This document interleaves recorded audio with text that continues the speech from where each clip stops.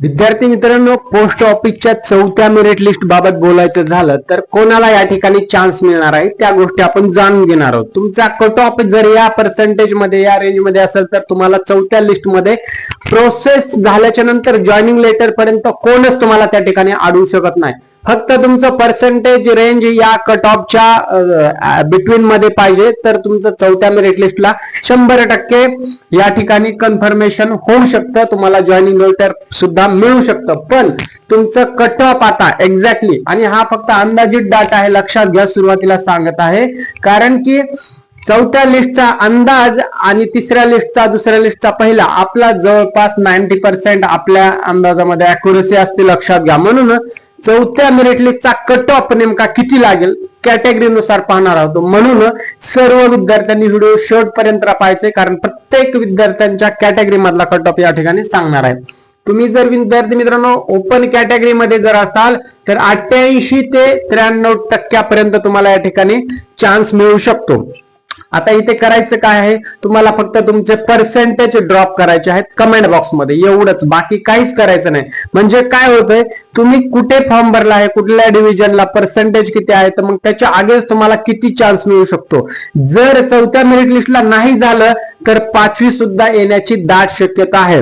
म्हणजे तिसऱ्या merit list पासूनच कट ऑफ ड्रॉप व्हायला सुरुवात झाली आहे, कारण व्हॅकन्सी भरल्या जात नाही आहेत मित्रांनो, तरी सुद्धा कट ऑफ एकदम हाय लेवललाच होतोय. आता तुम्ही पाहत असाल सोशल मीडियावरती की तुम्हाला 60%वर, 70%वर, 80%वर तुमचं सिलेक्शन फिक्स होणार आहे, हे करा ते करा. तसं काही होणार नाही. 60 वाल्यांना कुठेच या ठिकाणी दूर दूरपर्यंत संबंधच येत नाही. म्हणजे जे क्लिअर आहे, प्रॅक्टिकल आहे, ते बोलायला आपल्याला कशाची भीती असली नाही पाहिजे, कारण की तुमचं भवितव्य घडणं महत्वाचं आहे. 88 ते 93च्या पर्सेंटेज मध्ये ओपन कॅटेगरी असाल तर त्या ठिकाणी तुम्हाला चौथ्या लिस्ट मध्ये या ठिकाणी चान्स मिळू शकतो.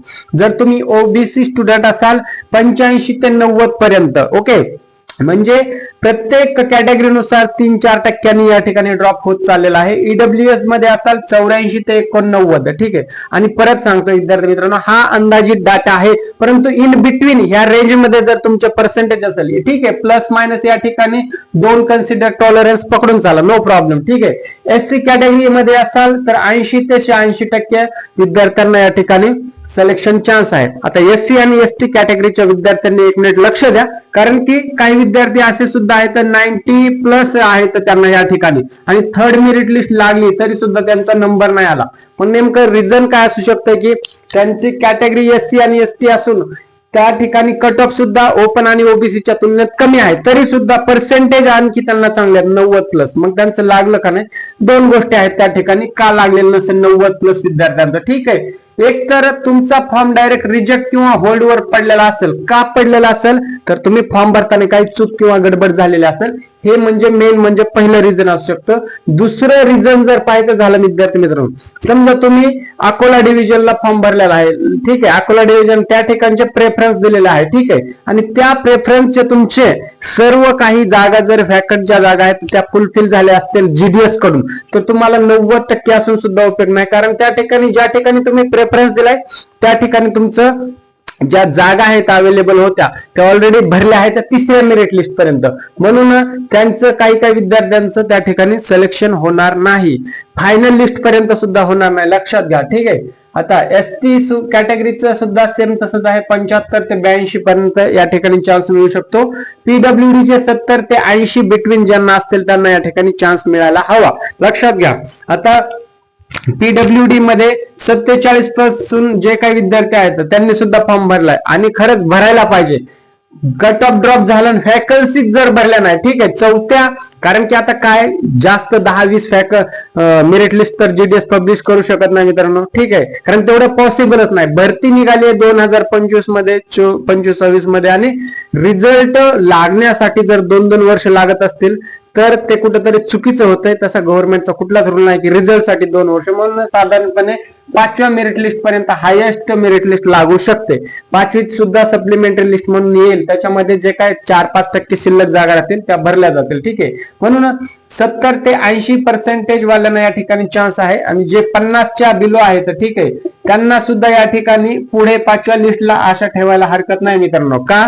कारण की या ठिकाणी जर जागा नाही भरल्या यदा कदाचित तर ड्रॉप आउट जास्त चान्स आहे कमी होण्याचा. म्हणून सर्वांनी आशा सोडू नका. ठीक आहे, चला पुढे. आता ह्या झाला अंदाजित कट ऑफ. ह्या कट ऑफच्या रेंज मध्ये तुम्हाला असेल तर तुम्ही बेस्ट आहात. तुमची जॉईनिंग लेटर येण्यापासून कोणीच रोखू शकत नाही. परंतु जॉईनिंग लेटर येण्यास सुद्धा फक्त मेरिट लिस्ट मध्ये नाव येणं फक्त पुरेसं नाही. त्याच्यासाठी डीव्ही म्हणजे डॉक्युमेंट व्हेरिफिकेशन प्रोसेस तुम्हाला पूर्णपणे यशस्वीरित्या कंप्लीट करावी लागेल.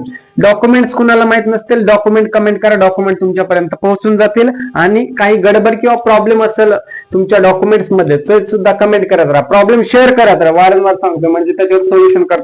कारण की आपल्या अकॅडमीचे आतापर्यंत 250+ स्टुडंट जे आहेत ते व्यवस्थितरित्या प्लेस होण्यास त्यांना आपल्याकडून मदत झाली. थोडीशी मदत, सर्व नाही म्हणत आहे, परंतु मदत कशा प्रकारे, जसं की त्यांच्या डॉक्युमेंट व्हेरिफिकेशन मध्ये जास्त प्रॉब्लेम होते, त्याच्यावर आपण 100% सोल्युशन देण्याचा प्रयत्न केला आणि त्याच्या अगेन्स्ट ते रूल्स अँड रेग्युलेशन ज्यांनी फॉलो केले ते आज जीडीएस मध्ये व्यवस्थितरित्या सेट झालेले आहेत. म्हणून सांगायला गर्व आणि अभिमान सुद्धा वाटतो की तुम्ही आपल्याशी कनेक्ट झालात आणि आपल्याकडून तुम्हाला जॉईनिंग होण्यास मदत होते. ह्या खरंच अभिमानाची गोष्ट आहे.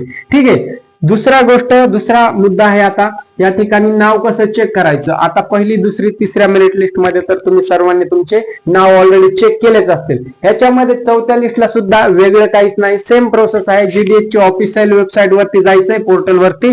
त्याच्यानंतर तुम्ही महाराष्ट्र सर्कल निवड करायचं, शॉर्टलिस्ट कॅन्डिडेट 2026 आणि त्याच्यामध्ये थर्ड नंतर 4th मेरिट लिस्ट पब्लिश झाल्याच्या नंतर या ठिकाणी पब्लिश तुम्हाला दिसेल. त्याच्यावर क्लिक केल्याच्या नंतर पीडीएफ डाउनलोड करायची किंवा डायरेक्ट वेबसाईट वरती तुम्ही सर्च बॉक्स मध्ये, सर्च आयकॉन मध्ये जाऊन त्या ठिकाणी काय करू शकता मित्रांनो, तुमचं रजिस्ट्रेशन जो नंबर आहे त्याने सर्च करा आणि शक्यतो रजिस्ट्रेशन नंबरने सर्च करा. कारण नावामध्ये बरेच सेम नाव असणारे सुद्धा स्टुडंट्स असतात. थोडंफार मिसमॅच असतं, पण कन्फ्युजन व्हायला नको. म्हणून रजिस्ट्रेशन नंबर हा सगळ्यांना वेगवेगळा असतो.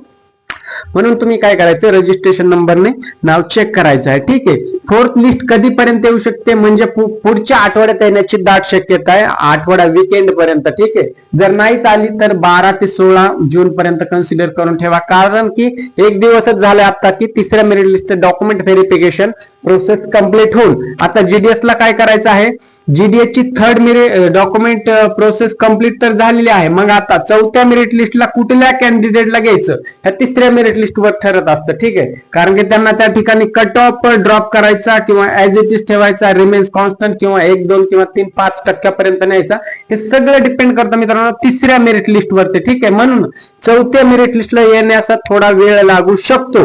पुढे डॉक्युमेंट व्हेरिफिकेशन साठी जास्त वेळ मिळणार नाही. म्हणून तुम्हाला प्लस पॉईंट सुद्धा आहे. तुमचं नाव येण्याची जर शक्यता वाटत असेल तुम्हाला तर आत्ताच तुम्ही डॉक्युमेंट व्हेरिफिकेशनची पूर्ण तयारी करून घ्या. ठीक आहे, आणि काही प्रॉब्लेम असतील तर कमेंट करत राहा, प्रॉब्लेम मिळून जाईल तुम्हाला. ठीक आहे, आता कमी टक्केवाल्यांनी काय करायचं लक्षात घ्या.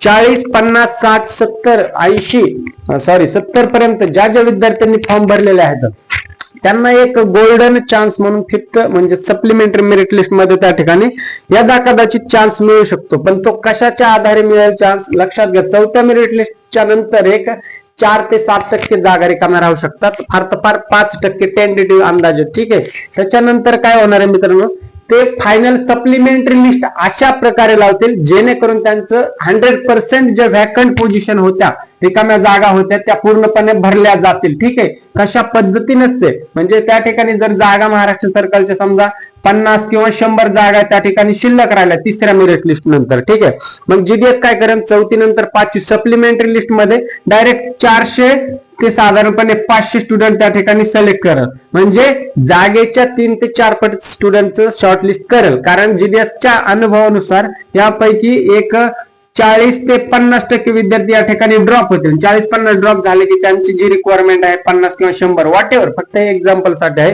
रिक्वायरमेंट आहे ती पूर्णपणे भरली जाईल. म्हणजे जीडीएस चॅप्टर 2025-26 पूर्णपणे 5व्या लिस्ट नंतर क्लोज होण्याचे दाट 99.9% चान्सेस आहेत. म्हणून तुम्हाला 4थी आणि 5वी मेरिट लिस्ट हे दोनच चान्स आहे. तुमचं तिथं नेम आलं म्हणजे तुमचं बऱ्यापैकी 50% सिलेक्शन झालं, नाव आलं म्हणजे झालं. ठीक आहे, अशा प्रकारे.